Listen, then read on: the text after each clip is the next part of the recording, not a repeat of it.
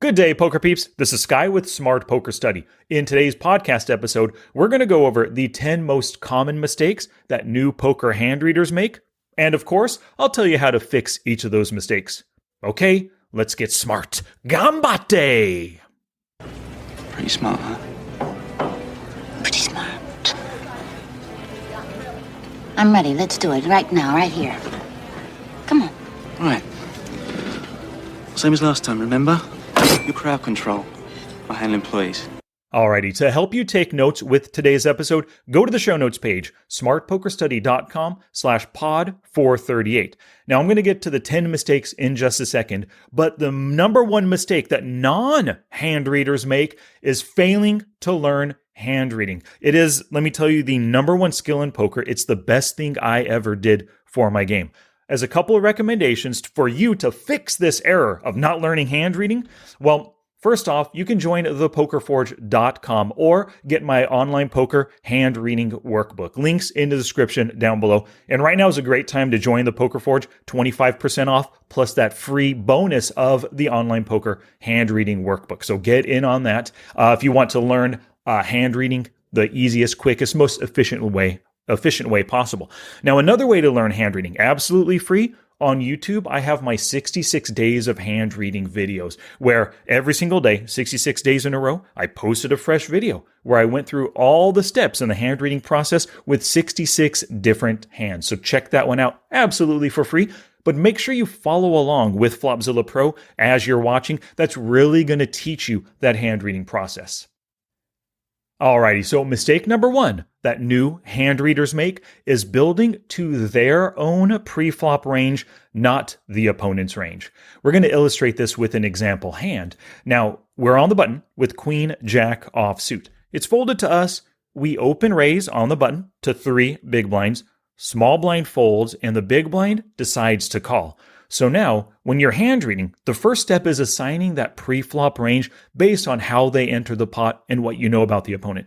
But if you decide instead to just say, well, he called pre-flop, I call 7% in general, I'll just use that as my percentage. So then you whip out Flopzilla Pro and you simply enter, well, 7%. I call, he probably calls 7%. Boom, there's his range.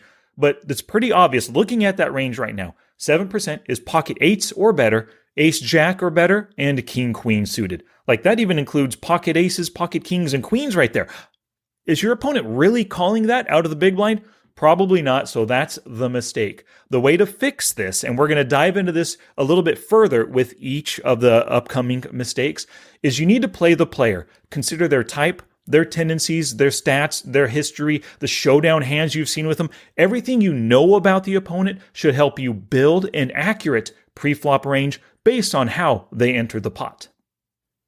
So mistake number 2 is using the wrong stat percentage or even the wrong statistic to build a range. And because we're online players and we use a HUD, those statistics give you a little bit more information to work with as opposed to playing live and just using your memory, right? If we take a look at this opponent right here, well, an example that a mistake that people make is they'll often just use VPIP as a percentage, right? So this player, VPIP's 19%, he just now VPIP'd, let me assign a 19% range. So on Flopzilla Pro, they just type in 19% or drag the cursor over to 19%, and boom, there's their range. They called in the big blind, they play 19% of hands, here it is. But obviously, that's a mistake, right? And so that's the wrong statistic to use. They might even use the total call 2-bet percentage. So you realize when you're looking at this hand, this player out of the big blind called a 2-bet. Well, his total calling 2-bets is 15% of the time. So I should just put him on a 15% range, right? And then bam, there's the 15% range when you type that percentage into Flopzilla Pro. But that's going to be wrong as well. Once again, like we still have the biggest pocket pairs and we're probably missing some common hands that players call with when we just use that total percentage. Because remember, call preflop 2-bet is a total. That's out of all the positions, EP, MP, cutoff, button, small blind, and big blind right here. The way to fix this problem is to find the related statistic by position. That's a key thing. And that's why, like in the Smart HUD, for example, all the different pop-ups right there are really going to give you some critical information to help you range your opponents. So if we look at this villain 2, if we click on the call preflop 2-bet of 15%, we get a more detailed view. We could see, oh, he calls 2-bets in the big blinds 19% of the time. So that's definitely a better judge of his range right here. Now, it just happens to be a coincidence. He calls 19%. His VPIP total was 19%. That's just a coincidence. Most of the time, you'll find something vastly different right there. Like maybe he calls in the big blind 19% of the time, but he VPIPs 14% total. Whatever the situation might be, right? Now, the third common mistake that players make is just building their preflop range to a certain percentage. And you've already seen that we've done that twice right now, right? Call 2-bet in the big blind is just 19%. The fix for this is you want to use the percentage as a basis just to start looking at a specific range, but then add or subtract logical hands. So if we think about our opponent, and obviously we've played a little bit of history on this player, 268 hands. We think about this opponent, okay, he's calling out of the big blind right here. Well, I think he would actually call with all the broadways. So I'm going to add King 10 offsuit, Queen 10, and Jack 10 to the range. Now he has all the broadways in his calling range. He's up to a 22% calling range, as opposed to that initial 19% that we put him on at first. But let's look at some suited hands. I think he would probably call with King 9, Queen 9, and Jack 9 suited. They're all suited connectors. They're gappers, but they still have straight possibilities and a decent high card, King, Queen, or Jack. And you know, I've seen this player and players like him, they can call with suited connectors. So let's add 6-5 suited and better. And so bam, now we're at a 23.7% range. And it's a bit more accurate because we started with that percentage, but now we're thinking specifically about our opponent and what we think he can call with in the big blind. Now, tied into that prior mistake number 3 is mistake number 4, and that's failing to remove hands that would make another play. So if we look at this player's range right here, you'll notice that pocket aces and kings and other strong hands are still in the range. But we got to think to ourselves, hey, he called. So we should probably remove some most common 3-betting hands, the hands that we think he's going to 3-bet. And of course, we want to remove the hands that we think he's folding. We already looked at this range and we determined, yeah, he's calling with all these hands, so there's nothing to remove, right? I mean, we left off the Jack deuce suited and the 10-4 offsuit. Lots of folding hands are gone already. But he chose to call. He did not 3-bet. So with this kind of player, and if we take a look at his HUD stats real quick, well, he's kind of a tight aggressive player, and he's 3-betted a total 5% so far. We can actually look at the pop-up and see what it is in the big blind, 6% as a total. So this guy does like to 3-bet. He's capable of it. And I think against a button steal, I think he would actually 3-bet jacks and better, along with both ace-king suited and ace-king offsuit. So boom, we removed some of the strongest hands because he did not make that play. He chose to do kind of a weaker, more passive play of calling instead of 3-betting. So as you can see, we've narrowed that range even a little bit more accurate to what we think this player can call us with. Alrighty, so mistake number 5 is failing to use all the available information. In this example right here, you can see obviously we open raised on the button. Our villain called out of the big blind. But maybe in the past, we saw a showdown hand, a prior showdown hand, where he called out of the blinds with ace deuce offsuit. But if you look at our range, we only have ace 9 offsuit and better. We left out all these other ones. If he's called with ace deuce offsuit in the past, we're better off including that right now. So to help you get over this mistake of failing to use available information, always ask yourself poker's ultimate question. What is he doing this with? Use all the information available to you, HUD stats, history, prior showdown hands, all that stuff. And now, if we add ace deuce off and all the stronger hands, which logically makes sense because he's called with ace deuce offsuit in the past, we're now at a 27% range, 358 combos for this player. And we've taken so much information into account. This is way better than that initial 7% range, and even better than that slightly bigger 19% range, right? Because we're taking so much more information into account. Now, a really good idea. Once you create a range right here, I highly recommend that you save them within Flopzilla Pro. There's other videos in the Flopzilla or on my YouTube channel which demonstrate this. I'll link to one in the description down below as well for you. But make sure you save those ranges because it's so easy in the future when you have that 27% range and you come across another situation with a similar or the exact same player, boom, that range is saved. You can pull it up real quick and then, add, subtract some hands as necessary. But saving those range helps to speed up your hand reading process. Alrighty, mistake number 6 is going back and adding hands to the range after the flop. Let's look at an example flop. In this situation, we open raised, he called, right? Let's imagine the flop comes down 9 of hearts, 8 of clubs, 6 of clubs. In Flopzilla Pro, you simply enter those in, 9 of hearts, 8 of clubs, 6 of clubs. And then he check raises you on the flop. He checks, you c-bet, he raises you. You go, oh my God, he check raised me. He's got to have some strong hands, right? Well, on the 9-8-6, straights are possible, so he probably has a straight in his range. Maybe I should add 10-7 and then 7-5 to his range, right? Because he check raised, he's got to have straights possible. Well, no, that's not it at all. Here's the big fix for this. The pre-flop range is set in stone. Once you build it, you cannot add hands back into it. Right here. We've already gone through all the logical steps. We figure out what can this player call us with pre-flop. We determined 10-7 and 7-5 are not in his range. So on the 9-8-6 board, he cannot hit a straight. Absolutely not. But here's the thing. You got to ask yourself, oh, so what else can check raise you? Well, obviously sets, and he called with all the pocket pairs 10s and below. He could check raise with those sets, set of 9s, set of 8s, set of 6s. Those make sense. So we can include those in the filter for check raising. His 2-pair hands, well, he only has 2 of those, the 9-8 of spades and the 9-8 of diamonds. Those make sense for check raising, right? Trying to get value out of us right here. Oh, his overpairs. Interesting. He has pocket 10s. He just called us pre-flop. Maybe he wanted to wait until the flop comes. No ace, no king, no queen, no jack on the board. When his pocket 10s are the overpair, now he's go for value. So those make sense being in his range, right? And top pair hands, maybe not. Depends on the player, right? But you can see you cannot ever go back and add hands to the range, even though they fit his actions given the board right there. That pre-flop range is set in stone. So mistake number 7 is failing to practice hand reading every single day.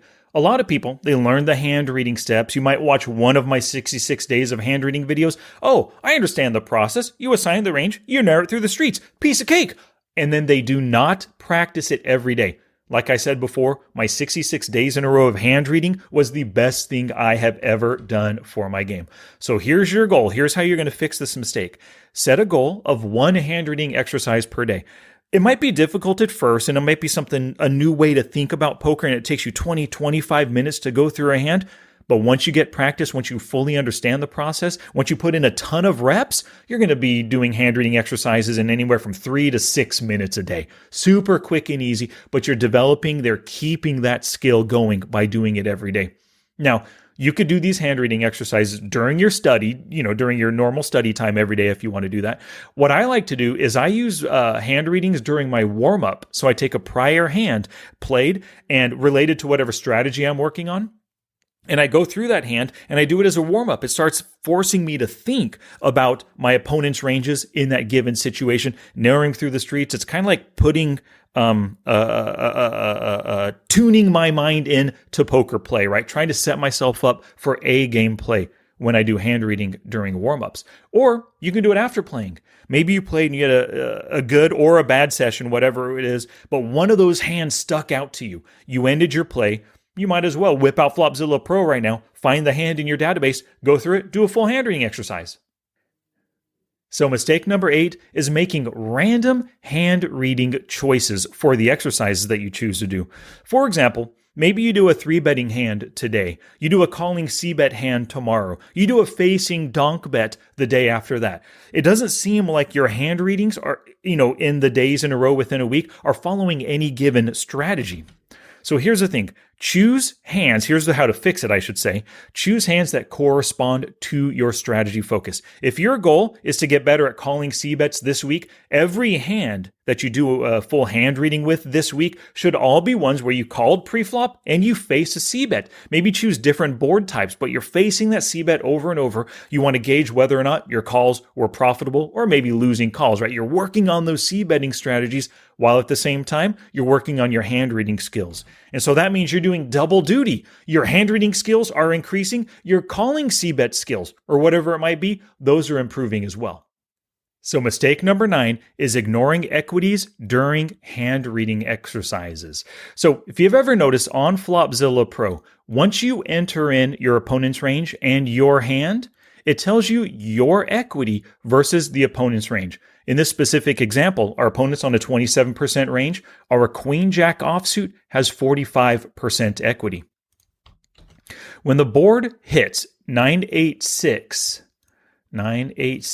our equity drops to 36%. On a queen on the turn card, our equity now changes to 74%, right? But what a lot of players do, they don't pay attention to that changing equity. Here's your fix for this. Pay attention to how the equity changes as you're going through your hand and estimate changes in equity. So you put this opponent on a 27% range. Before you enter your hand in, think to yourself, okay, this is his range. My Queen Jack offsuit, I might have a 47% equity versus him. And over time, as you're doing this kind of practice more and more, entering ranges, entering hands, considering what the equity is, you're going to get a better sense for it. So let's enter the Queen Jack offsuit. Okay, I actually have 45% equity, but in my head, I thought I'm at 48% equity. Why am I off by 3%? What is going on here? So take a look at his range and gauge, well, okay, he's got tons of aces and kings in his range. I just have a Queen Jack offsuit. He has all these suited hands, which have pretty decent equity. And all these pocket pairs, 10s and below. Sure, I got Queen Jack, I got 2 overcards, but he's ahead of me right here. So many hands are ahead. Yeah, it makes sense I'm at 45% equity. And then before you enter the flop in, well, the flop is going to come 9-8-6. I'm at 45% equity versus his range pre-flop, but I don't hit anything. I got 2 overcards and a gut shot on the 9-8-6. Maybe my equity will drop to 40%. So then you enter the 9-8-6 in and you say, oh, my equity dropped to 36%. That's interesting. So just 2 overcards with a gut shot, no flush draw blocker. Yeah, I guess it makes sense that it would go to 36%. So as you're guesstimating or estimating these equities and you see what they are, anytime that you're off, ask yourself why, especially when you're way off. Let's imagine I thought my equity would be 50% now that I have a gut shot and 2 overcards, but I'm at 36%. That's a 14% difference. What is going on here? Why am I so wrong? Ask yourself why and figure that out. The more that you do this kind of work, it builds that intuition for equities. And here's the great thing about this. Now you're doing triple duty, right? You are working on your hand reading by doing this stuff during your studies with Flopzilla Pro. You're working on maybe c-betting if all of your hands this week that you're hand reading are based on their c-betting hands or calling c-bets. And now you're working on your equity understanding at the same time. You're doing triple duty with every one of these hand reading exercises that you're doing, turning yourself into a much better player for it. Alrighty, mistake number 10 is failing to use hand reading skills in game. There's a reason why you're working on this stuff off of the felt during your studies to turn you into a better player so that you can hand read while you're playing, right? For example, maybe you're just playing and you're just looking at your hand and the board cards. I have Queen Jack on the 9-8-6. Should I c-bet? He checked me. What do I do right here? Should I check behind? You want to put more thought, and that's why more thought into all of your decisions. You want to make better reads on your opponents, and that's why you are learning hand reading. So the fix for this is when you're really actively working on your hand reading skills, play just one table at a time. That allows you to look at all of your opponents. Whether you're in the hand or not, you can start putting them on ranges. Choose one opponent with every hand dealt. Try to put them on a range of hands.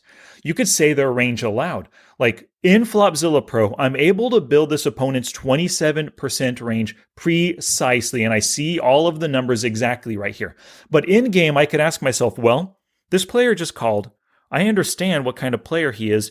I think he's calling with every single Broadway, every single ace as well. He is 3-betting jacks are better and ace king, so those aren't in his calling range right now.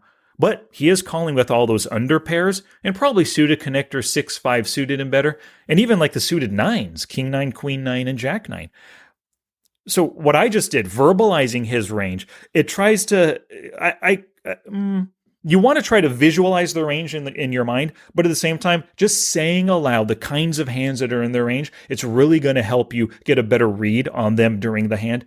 And here's an interesting thing, especially when you're in position. You open on the button. they called while the flop or after the flop hits and they're thinking, what am I going to do right now? That gives you a little bit of time to be thinking about their range, right? And it really helps when you have an idea of their range and then you see that flop comes 9, 8, 6. Now you can ask yourself, how does their range interact with this board? I only have a queen jack. He has plenty of ace-high hands that are going to fold right now. See, even some under pairs that might give up on this board, you know? So thinking about that range helps you make your better decisions in the moment. Now, the last thing I want to say, if you go to the show notes page for today, you can download and use my range cheat sheets. In the video, you can see what they look like right here. So go to the show notes page, smartpokerstudy.com/pod438. But here's the idea with these range cheat sheets. Your opponent just called. During studies, we built a 27% range for him. But if we look at this cheat sheet right here and say, well, I don't think he's calling with this 10% range. Probably not the 23% range, but this 30% range looks pretty darn close and accurate to what I think my opponent is calling. And if you can see in the video right there, that 30% range, pretty darn similar to this 27% range we put him on, right? So bam, now I can absolutely visualize it because the range is right there in my face. And now I can make better reads and a better gauging of how his range interacts with the flop that I see right now. All right, now it's time for you to take action. Start by giving this video a thumbs up down below, leaving a comment if you'd like. I respond to many comments, but let's get you actually taking action with hand reading. The first thing is learn hand reading if you haven't done so already. You can join the Poker Forge right now and get the free bonus of the online poker hand reading workbook, or check out my 66 days of hand reading, or in the description down below, I also have a link for another hand reading set of podcasts that I did. So you can learn for free or, become a member of the Poker Forge. Also, correct your mistakes. If you're already a hand reader and any of these 10 mistakes you're already committing, make the fix, make the change. Also, do one hand reading exercise per day. And of course, pair it with a strategy focus for the week and notice those changing equities. Do triple duty with your hand reading, become a better hand reader, learn more strategies, and improve your equity understanding.